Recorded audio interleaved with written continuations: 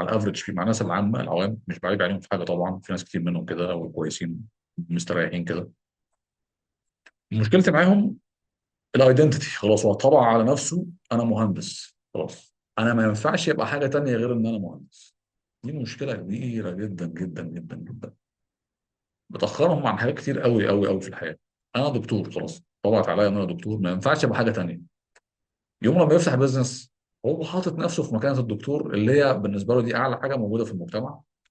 فالدكتور ما ينفعش يكلم العملاء بنفسه، الدكتور ما ينفعش يجري ورا الناس المهتمه في الشات، الدكتور لازم يبقى قاعد في المكتب بتاعه بيوصف بيشتغل على الحاله، وبعد ما يخلص الحاله يروح بيتهم ينام.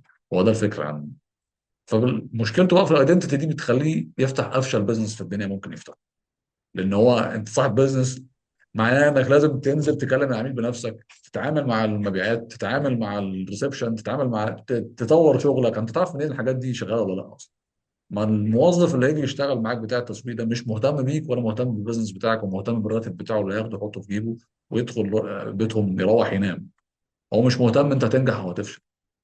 فمش منطقي انك تجيب حد بتاع ماركتنج او حد بتاع مبيعات هو اللي يمسك لك الدنيا كلها ويحسن لك حياتك وانت قاعد باشا ما بتعملش حاجه. دي مشكله الايدنتيتي عند 90% من الناس، من العوام برضو. لا انا ما عنديش اي مشكله معاهم خالص، بس عندي مشكله معاهم في بعض الافكار اللي عندهم، اللي مأخراهم عن حاجات كتير جدا هم مش واخدين بالهم منها. تمام. الايدنتيتي، انا مهندس، انا دكتور، انا موظف استقبال. لو انت حاطط لنفسك قالب هتفضل فيه مش هتطلع منه. ما فيش مثلا، ما تلاقيش ايلون ماسك ماشي كده في الشارع انا مهندس ما ينفعش اعمل حاجه غير الهندسه. ايلون ماسك كان بيبات مع المهندسين بتوعه في الشركه على الارض، بينام على الارض معاهم عشان عايز يبني بروتوتايب معين، نموذج معين. مش الناس فعلا ما عندهاش فكره عن او استيعاب عن ما مدى المجهود اللي بيبذله صاحب البيزنس عشان يبني بيزنس ناجح. فعليا ما عندهاش اي فكره عن الموضوع ده. مشكله كبيره جدا، مشكله فعليا كبيره جدا جدا جدا. خلاص. فمحتاج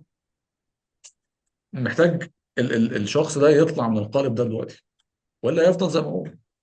مش هتلاقي زي ما قلت لك، مش هتلاقي جيف بيزوس صاحب شركه امازون اول ما بدأ شركه. افتح شوف صورته كده على النت، مشهوره الصوره دي، افتح اكتب كده على جوجل جيف بيزوس امازون زمان، هتلاقي واحد قاعد على مكتب بشاشه كده ليها ظهر كبير، واخد بالك، وكاتب كلمه امازون على سبوره فوق هنا يعني وراه، الحلم بتاعه.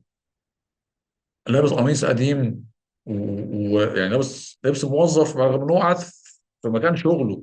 يعني انا قاعد في مكان شغلي ومتمرمط في الشغل، مش هلبس لبس بقى الموظف اللي مش هياخد وضعي، هلبس بيجامه عادي، قاعد في بيتنا، قاعد او قاعد في مكان بشتغل فيه مع نفسي.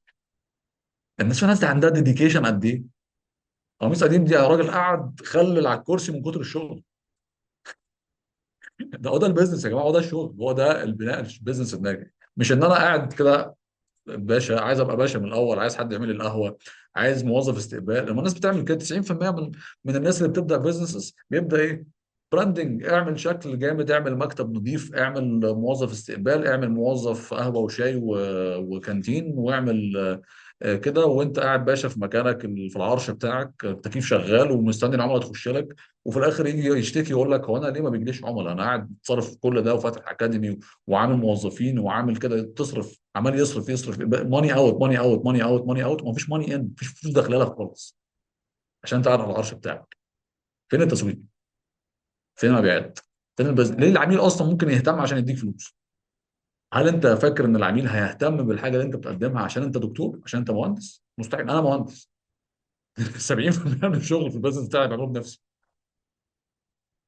انت فاتح بيزنس، لعبه البيزنس مختلفه تماما عن اي لعبه في الحياه تلعبها.